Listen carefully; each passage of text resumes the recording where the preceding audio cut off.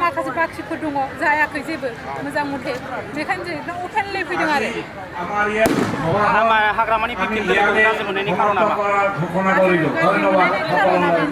मोजां मथे समानै नायाखै रायजो राजाखौ सोरबा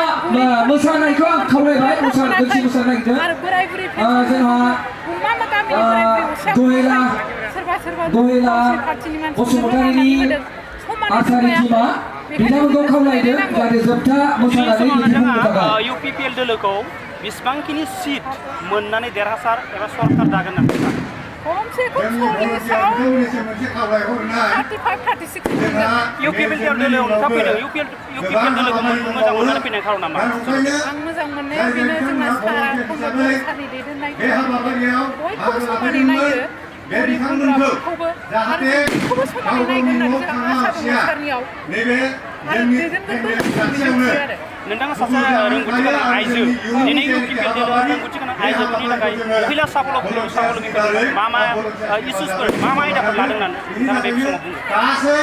जोंनि लेंहर जानाय भलुन्टियार बिथांमोनखौ जोङो सोरखार मेथाइ जायालासिनो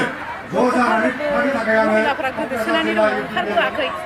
सोरबा बेबायदिनो न'खरफ्राव सोरनिबा बुंनाय मानायफोरखौ गिनानै ओंखारबोनो हायाखै खुलायै आं बेखौनो बुंनो लुबैयो एकदम खुलायै ओंखारबो दिनै दरखार गैया रावनिबो सिबिनाय सहायनायखौथ' दिनै दरखार गैया खुलायै फैयो एकदम जोंबादि आं बेखौनो बयनिबो गेजेराव ससियेल मिडियानि दारै मेसेज हरनो खिथायो माबा मोनसे थागोन आं सोलायनायनि थाखाय सोलायनो लुबैनायनि थाखाय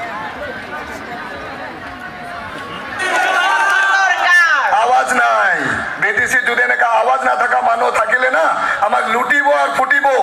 এখানে অলপ জোরে কব পরিবর্তন